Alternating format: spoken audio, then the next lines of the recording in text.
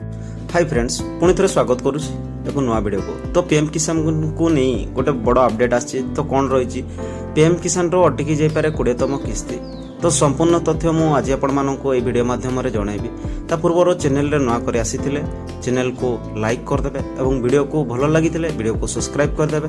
तेरे चलतु संपूर्ण तथ्य आम जानी नवा। तो फ्रेंड्स देश में कोटी कोटी चाषी प्रधानमंत्री किसान सम्मानित निधि योजना लाभ पाउछन्ति। एही योजना अधीन चाषी मानक प्रति वर्ष 6000 टंका सहायता राशि प्रदान कर जाए, जहाँ सीधा सड़क से अकाउंट को 3टी किस्ती रे जोटा कि 20000 टंका स्थानांतरित करा जाए। एबे समस्त चाषी 20तम किस्ती पय अपेक्षा करिसन्ति, किंतु किछि चाषी किस्ती अटकी जाई पारे। जानि रखंतु यार पछर कारण। तो फ्रेंड्स 20तम किस्ती केबे आसीबो?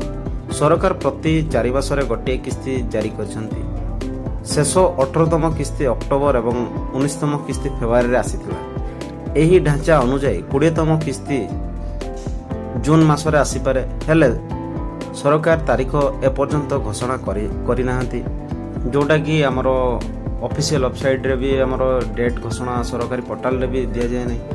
तो क्यों चाषी 20तम किस्ती अटकी जापे ता भी मुझे आज वीडियो माध्यम जनइबी। देखु जो मानकर EKYC नथिले, जदि आपण एपर्यंत आपणकर EKYC पूरण करना तेबे आपणकर किस्ती बंद हो पारे।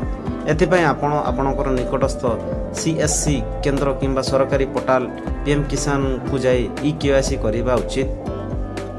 एवं जमी जांच न करथिले, जमी जांच अर्थात जमीर कागजपत्र जांच बहुत गुरुत्वपूर्ण। जो चाषी यही प्रक्रिया समस्त कर किस्ती अटकी जापे। एवं तृतीय जोड़ा हूँ कि जदि आधार सह बैंक अकाउंट लिंक होना, जदि आपणकर अर्थात आधार कार्ड बैंक अकाउंट सहित लिंक होना, तेबे आपणकर किस्ती बंद हो पारे। जदि आपण एडाई को चाहती तेबे यथाशीघ्र आपणकर बैंक को जाई यही काम करनियंतु एवं समाप्त करनियंतु, जोटा कि जहाँ द्वारा आपणकर अनुमान टंका पीएम किसान रो जोटा कि 20तम किस्ती आपणक अकाउंट को आसीजिवो। तो फ्रेंड्स जोड़ा अपडेट थिला मु सेही अपडेट आपणक पाखक पहुँची। तो वीडियोटी भल लगी अधिक अधिक शेयर करदेवे। तो पुणी कौ डेट रे आपणकर पीएम किसान आसीबो ता मु आपण मानकु वीडियो माध्यम रे निहाती जणाइबी।